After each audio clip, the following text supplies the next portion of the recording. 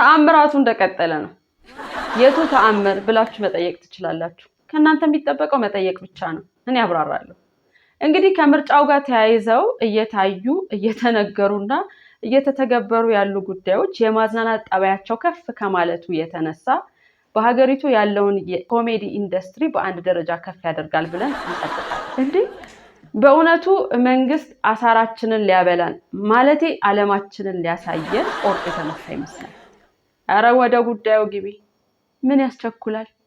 ይሄን ጉድ ሊያሳየኝ ነው የጎለተኝ ይላሉ እናቶቻችን ወአባቶቻችን። ለማንኛውም ብልጽግና እጮቹን እያስተዋወቀ እና እያስመረቀ ይገኛል ሰሞኑን። በዚህም ለአዲስ አበባ ምክር ቤት ለእጩነት ካቀረባቸው ሰዎች መካከል የሙዚቃ አቀናባሪውን ካሙዙ ካሳን በድንገት አግኝተናል። አላልኳችሁ? መንግስት ዓለማችንን ሊያሳየን ነው። እስከዛሬ ፓርላማው በደረቅ ፖለቲከኞች ተሞልቶ እንዲሁ ሰጋቱራ ሲል እንደከረመ ያውቃል። በመሆኑም እንግዲህ አሁን ትንሽ አርት ቢጤ ጨምሮበት ባለቀለም ለማድረግ ያሰበ ይመስላል። ያው ሙዚቃዊ ቃና እንዲኖረው ማለት ነው። ከዚህ በፊትም እንግዲህ ተናግረናል። ፓርላማ ውስጥ ያለው ብቸኛው ድምፅ ጭብጨባ ነው። አስባችሁታል? ካሙዙ ከገባ ደግሞ ይሄንን ጭብጨባ የሆነች ፉጨት ነገር ጨምሮበት አቀናብሮ እንደሚያቀርብ ተስፋ እናደርጋለን። ኧረ ችግራችን በሙዚቃ ታጅቦን ቢነገር ደስ ይለናል። በነገራችን ላይ ለእጩነት በቀረቡበት ሰንጠረዥ ላይ የካሙዙ የትምህርት ደረጃ መካከለኛ በሚል በመጻፉ ምክንያት ብዙ ሰዎችን ያነጋገረ ሆኖ ከርሟል። በእርግጥ ጥያቄው ተገቢነት ያለው ይመስለናል። እንዴ መካከለኛ ትምህርት ማለት ካሙዙ ትምህርት ቤት ውስጥ ሲማር መካከል ይቀመጥ ነበር ለማለት ነው? ወይ ደግሞ በከፊል የተማረ ለማለት ነው? ከፊል ደመናማ እንደሚባለው እንደ ዜጋማ ሊብራራልን ይገባል። እኛ መካከለኛ የሚለውን ቃል የምናውቀው ወይ መካከለኛ ቁመት ሲባል ወይ ደግሞ መካከለኛ ገቢ ያላቸው ሀገሮች ሲባል አሊያ ደግሞ አንድ ራስ መካከለኛ ሽንኩርት። ከዚህ በቀር ለትምህርት ሲውል አናውቀው። እሺ ለትምህርት ከዋለስ በስንት ይመነዘራል? ከመሰረተ ትምህርትስ በስንት ስንዝር ይርቃል? አጥላ ሲባል አሁን የስንተኛ ክፍል ላይ ማለት ነው የተፈጠረ? ከ10 በኋላ ብቻ ካሙዙ ኢትዮጵያን ለዓለም ማስተዋወቅ በሚለው ፕሮጀክት ከዚህ በፊት አስተባባሪ ሆኖ ተመርጦ የተለያዩ ሀገራት ሙዚቀኞችን ይዞ ሲሄድ ነበረ። በዚህ ሙዚቀኞቹ ከተመለሱ በኋላ በርካታ ክሶችን ሲያቀርቡበት መሰንበታቸውን አስተውለናል። ታዲያ ካሙዙ ያለመከሰስ መብት ስር ለመጠለል ዣንጥላ ፈልጎ ነውን የሚሉ ሰዎች አሉ።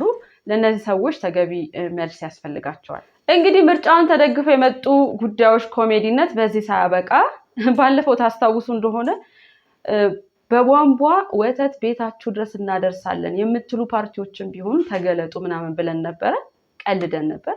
ይሄንን ቀልድ እውን አድርጎ የመጣ ፓርቲ አለ ሰሞኑን። እንዴ ነእፓ የተባለው ፓርቲ ብልጽግና 1 የባህር በር ነው የሚያስገኝላችሁ፣ እኔ ግን 5 የባህር በር እንዲኖረን አደርጋለሁ አለ እኮ። እንዴ ሀገሪቱን በር በበር ልታደርጓት? ኧረ ግድ የላችሁም። 3ቱ በር ከሆነ 2ቱን መስኮት ብታደርጉት ባንወጣ እንኳን አንዳንድ ጊዜ ቆም ብለን ንፋስ የምንቀበልበት ማለት ነው። እንዴ 5 በር እንዲኖራችሁ እናደርጋለን ማለት እኮ ሀገሪቱን ወንፊት እናደርጋታለን ከሚለው ሀሳብ ተለይቶ ይታያል። ይህ በእንዲህ እንዳለ እንግዲህ ብልጽግና ኢዜማን በጣም ከማመኑ የተነሳና ኢዜማን በጣም ከመታመኑ የተነሳ የኢዜማ መሪና ምክትላቸው በሚወዳደሩበት የምርጫ ጣቢያ ብልጽግና እጩዎቹን አላቀረበም። ይሄ ይበል የሚያሰኝ ነው። የምን የኃይል ብክነት ነው? ቀድሞ ነገር ተናግረናል እኮ። ግራግርና ቀኝ ግር ልወዳደር ይላል እንዴ? ያው አንድ ሰው ያን እኔ እንደውም ኢዜማ ምልክቱ ሚዛን አይደለ? ሚዛኑ ላይ ለምን የስንዴ ነዶን አያስቀምጠውም ፈልፍሎ አልኩ። ባይፈለፍለውስ ደግሞ እንደዚሁ ዝም ብሎ ነዶን ቁጭ ቢያደርገው ሚዛን ላይ የሚሆን ይመስለኛል። እናማ ይሄ ምርጫ ገና ብዙ ነገሮች የሚያስኮመኩመን ቴሌቪዥን ሆኖ መቀጠሉ የማይቀር ነው ለማለት ነው።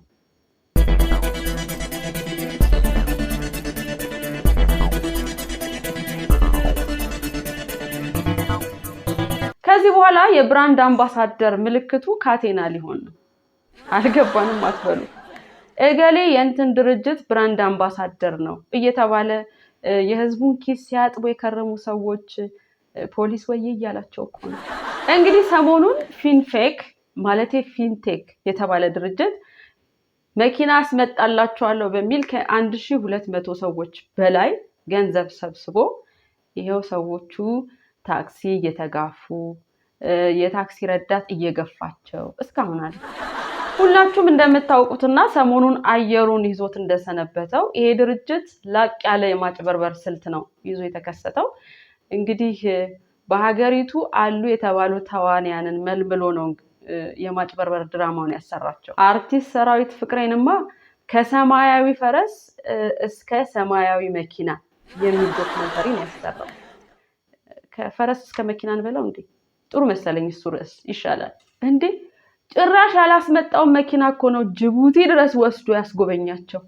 እነዚህን አርቲስቶች የቲክቶክ ገናኖች ጅቡቲ ድረስ ወስዶ ሲያንፈላስሳቸው ከከረመ በኋላ የሆነ ከፍታ ላይ ወስዶ ይታያቸዋል።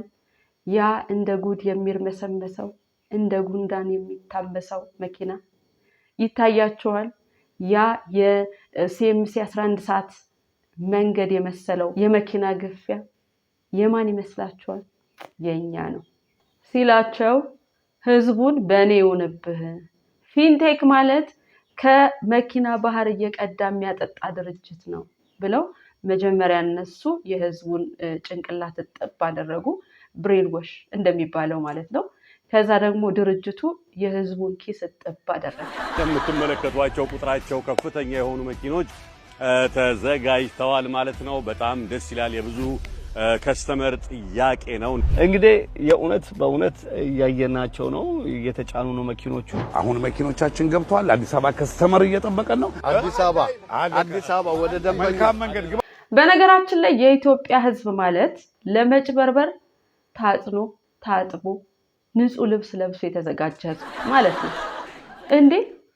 ያ ከገበሬው የተባለ ድርጅት ኮማል ሜክሲኮ በ3 ሚሊዮን አፓርትመንት ሰጣቸዋለሁ ብሎ ካሰጣን እኮ ገና 3 ዓመት አልሞላም። በጉዳት እንበዝነው ካልን እኮ እኛ ገና ቁስላችን ድኖ ከሆስፒታል አልወጣንም። ያን ጊዜም የተዘጋጀን ሆነን ነው እንጂ እኮ መሃል ሜክሲኮ በ3 ሚሊዮን አፓርትመንት ከየት ነው የሚመጣው? አዲስ አበባ ውስጥ እኮ በ3 ሚሊዮን የሰው አይደለም የወፍ ጎጆ አይገዛም። አሁን ደግሞ ቅድመ ክፍያ ከፍላችሁ አጠቃላዩ 2 ሚሊዮን ነው። በ2 ሚሊዮን የኤሌክትሪክ መኪና ማለት ነው።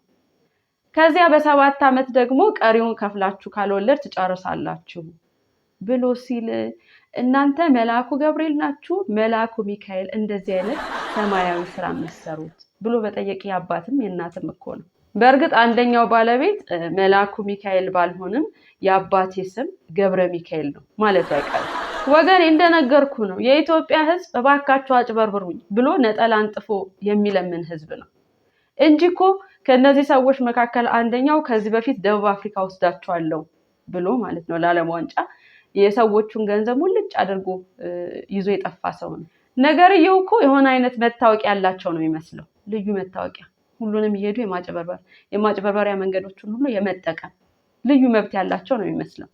እንግዲህ ከአርቲስቶች በተጨማሪ አምባሳደር ዲና ሙፍቲን በተጨማሪም ሌሎችን ባለስልጣናት በቪዲዮቹ ውስጥ ተመልክተናል እና እነሱ ቡራኬ የሚሰጡት ምን ስለሆነ ነው? እሺ የንግድ ፈቃድ የሰጠው አካል መቼም አርቲስቶቹ የንግድ ፈቃዱን ትክክለኛነት ፈትሸው ማረጋገጥ አለባቸው እያላችሁ ባልሆነ የፖሊስን ስራ ደርበው ይስሩ እንዴ ነው ወይስ ፖሊስ እየሆኑ ምናምን ስለሚታውኑ በዛው ሀገራዊ ግዴታቸውን ይወጡ ብላችሁ? በነገራችን ስር ወንጀሉ በስሩ ያስጠለላቸው ሰዎች ከሁሉም ሃይማኖት ከሁሉም ብሔሮች ስለሆነ ማለት ነው ለመጀመሪያ ጊዜ በአንድነት የተጠለልንበት ወንጀል ሆኖ ተመዝግቧል። የብሔር ብሔረሰቦች እስር ልንለው እንችላለን እንዴ?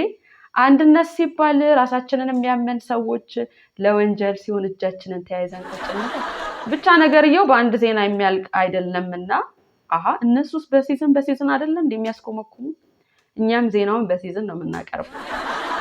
እናማ ፍርድ ቤት ቀርበው ፖሊስ 14 ቀን የምርመራ ጊዜ ጠይቆባቸዋል።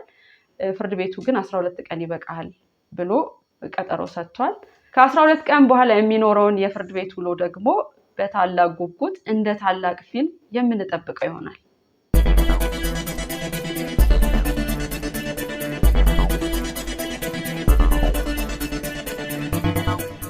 በአዲስ አበባ ንግድ ቢሮ በስራ ሰዓት ስልክ መጠቀም ተከለከለ። እንዴ ይፈቀድ ነበር እንዴ? ማለቴ ይሄ መመሪያ ስላልነበረ ነው ሰራተኞቹ በመሃል ቲክቶክ እየተመለከቱ የሚያናግሩ። እኔ አሁን ባለፈው የሆነ የመንግስት መስሪያ ቤት ለሆነ ጉዳይ ሄጄ ሴትዮዋ ፈገግ ስትልልኝ እንደዚህ ፈገግ ብላችሁ ባለ ጉዳይ ማናገራችሁ በእውነቱ የሚመሰገን ነው ብዬ አስተያየት ስሰጥ ኤርፖዷን ከጆሮ አውጥታ 5 ቁጥር ሂጂ አለች። ተንጠራርቼ ስመለከት ለካ ፈገግ ያለችው ከነ ጂጂ ኪያ ጋር ላይቭ ገብታ ነው። እኔም በመጀመሪያ 5 ቁጥር ሂጂ ስትለኝ ስለ ፈገግታ የሰጠኋትን አስተያየት የምሰጥበት መስኮት መስሎኝ ነበር። እንግዲህ ይሄ ክልከላ በፊት ካልነበረ ሴትዮዋ የኔን ጉዳይ ከጂጂ ኪያ ላይቭ ቀይጣ ማዳመጧ ተገቢ ነበር። በነገራችን ላይ እኛ ሀገር አብዛኛው ችግር የሚፈጠረው የመመሪያ ወረቀቱ ላይ ሳይሆን የመገልገያ መስኮቱ ላይ ነው። ጉዳያቸውን እኮ ከአንድ ግልምጫ፣ ከሁለት አይን ማጉረጥረጥ፣ ከአንድ ከግማሽ ማመናጨቅ ጋር ነው ቀይጠው የሚያዳምጧቸው። ለማንኛውም አዲስ አበባ ንግድ ቢሮ በስውር የተከለከለውን በግልጽ አስምሮ መከልከሉ ይበል የሚያሰኝ ነው። ግን አተገባበሩ እንዴት ልታደርጉት አስባችኋል? ማለት ሲገቡ ሰብስባችሁ ስልካቸውን ሲወጡ ልትሰጧቸው ነው ወይስ አንድ ስልክ ተቆጣጣሪ የሚል የስራ መደብ ልትፈጥሩ ነው? ለሌሎች መስሪያ ቤቶች ልምድ ለማካፈል ያህል ነው። አሁን ትምህርት ቤት ውስጥ ተማሪዎች ሞባይል ይዘው መግባት እንደማይችሉ በደማቁ ተጽፎ የቸገረው አተገባበሩ ነው። እንዴ አብዛኞቹ ቲክቶኮች የሚለቀቁት እኮ በቀጥታ ከትምህርት ቤት ነው። ተረጋጋጁ ይጃታ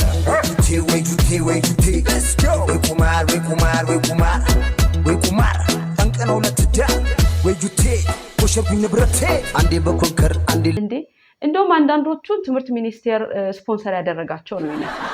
እኔማ እነዚህ ልጆች ቲክቶክ የሚባል አንድ ክፍለ ጊዜ ተጨመረላቸው እንዴ እላለሁ። በእርግጥ ሁሌ እንደምንናገረው ችግሩ ስር የሰደደ ነው።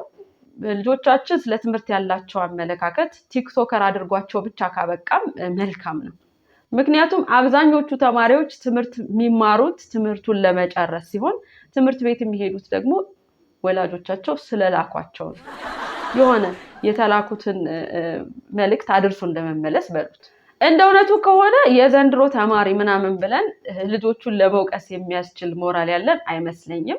ምክንያቱም የተማረ ሰው የሚደርስበትን በእውኑ ልጆቹ ማየት ችለዋል። ስለዚህ በተለይ እኛ ሀገር የተሳካላቸው ሰዎች በትምህርት ጥቅስ አስቀምጡት፣ ቅንፍም አድርጉለት።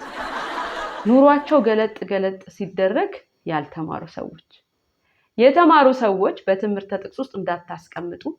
ኑሯቸው ገለጥ ሲደረግ ሩሩ እና ልጆቹ የምንነግራቸውን ተረት ነው የሚያዩት፣ እውነትን ነው የሚያምኑት። ብቻ በእነሱም አይፈረድም ለማለት ሲሆን ይሄ የስልክ ጉዳይ ግን ባለው እሳት አመለካከት ላይ ጭድ እንደመጨመር ስለሆነ በደንብ በትኩረት ልትሰሩበት ይገባል ለማለት ነው። የአዲስ አበባ ንግድ ቢሮ ግን ያወጣችሁት መመሪያ ተገቢ ሆኖ ሳለ የሆነ አይነት ቅጣት የሆነ አይነት ተያይዞ የሚመጣ ነገር ከሌለ በስተቀር የስልክ ቁልፍ የከለከልከው ሰራተኛ የኮምፒውተር ቁልፍ እየነካካ ጊዜውን ማሳለፉ አይቀርም ለማለት ነው።